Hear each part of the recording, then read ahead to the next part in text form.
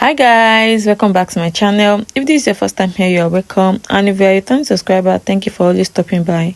So in today's video, I'll be just showing you how I made this PC coil air blend wig from scratch, how I ventilated the closure, how I rigged it, and how I revived the coil after air ventilation. If this sound is something you are interested in, please keep watching. And here are the material you needed for the tutorial. You need a dome mesh cap, you need a pencil or metallic pen, you need a tape rule, you need your closure net, and you need your ventilating pin. This is the packet here we want to use. The brand name is Allison Collection. The air bundle comes in different sizes, so I'm going to use the longest one to ventilate the closure. First thing you need to do is to prep your air for the air ventilation. So you're going to cut small pieces out of the air, then you cut the width of the air. After that, we use your hand to bring small pieces out because we only need the longer part for the air ventilation. Then bring small pieces out of the air, fold it into two, make sure one end is longer than the other, then you pinch and twist. After that, you use your hand to bring some air pieces out so that you can see the number of air you want to be working with. This is how the 2x4 net I want to use looks like. I've already measured and indicate the line on the net. If you don't know how to take measurement on the net, you can get already made closure to save the time. So the next thing to do is to place your closure on the mannequin head and use T-pin or office pin to secure it so that it will not be lifting up when you start your air ventilation. And the next thing I did is by using my pencil to mark like V shapes. So that's the direction where my air ventilation will follow. So I'm going to use diagonal method of air ventilation as usual. Instead of following the straight line, which is the vertical line, I'm going to follow the slanted line, which is diagonal method. So pass your pin through the net, bring out 3 strands of hair, wrap your pin through the hair and pass it through the loop. Pass your pin through the net, bring out 3 strands of hair, wrap your pin through the hair and pass it through the loop. When you are done ventilating one straight line, you leave one straight line in between before you start ventilating the next line. And when you ventilate one hole, you leave one hole in between. So the spacing is now 1 hole, 1 line. I drew the V line on the net to make it easier for me to know the line I want to follow. So I'm done ventilating the base of the hair and the middle part here, as you can see. And to get the perfect middle part, which I did not show in this video, all you have to do is to fold your net into 2 equal parts and use your hand to press it down. After that, you use pencil or metallic pen to indicate where the middle part is. Then you ventilate 2 straight lines in between that line you just measure. So I'm going to continue the air ventilation from one side of the net. The V line I drew at the beginning of the tutorial had made it easy for me to know where I want to ventilate. I'm going to leave you to watch how I ventilate the rest of the closure, and I'm going to explain the necessary parts later.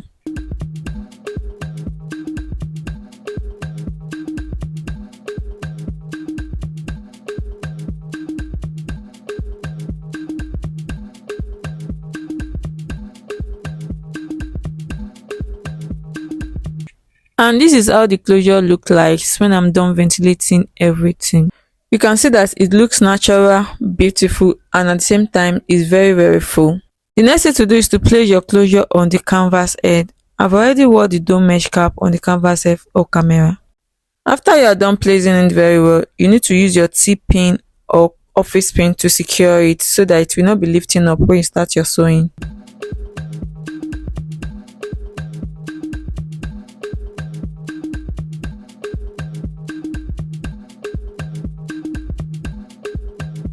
And when you start your sewing, make sure you are just knotting it once so that it will not look bulky. It will be very flat as possible.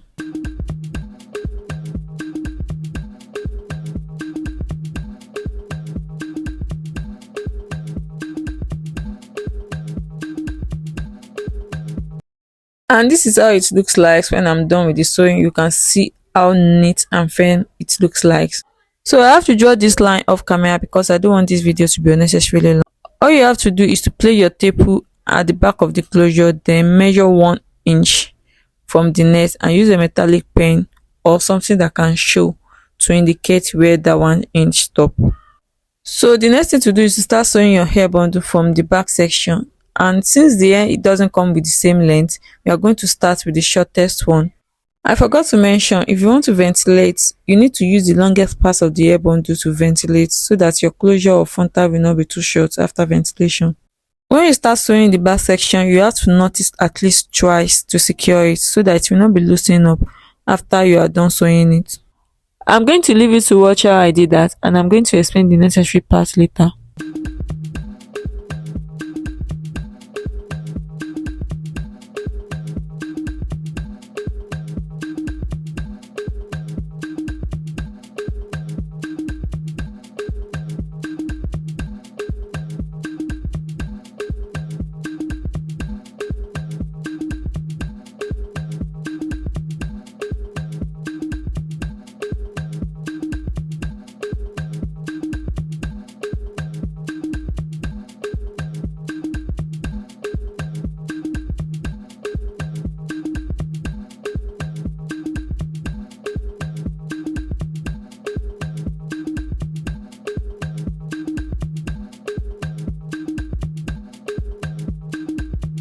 This is one of the important parts of sewing. You have to pick one of the airborne do and sew it closer to the closure of frontal. Make sure it's very close and don't sew it on top of your closure of frontal.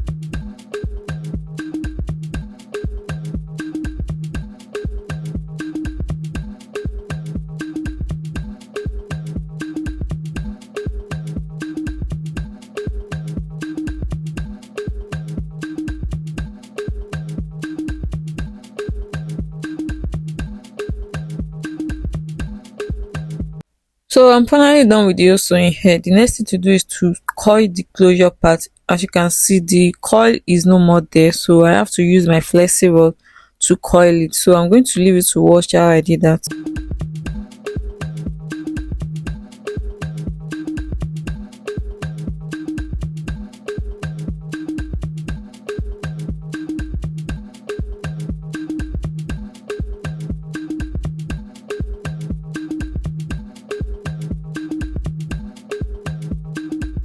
I have to do the rest of the coiling off camera, then I put it inside hot water off camera too, because I don't want this video to be unnecessarily long.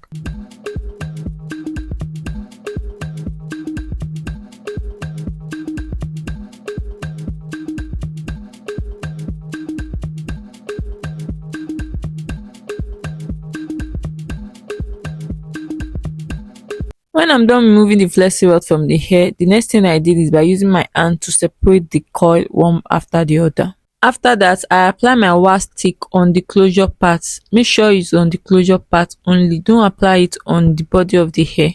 Then I use my hot comb to press the closure part down, as you can see.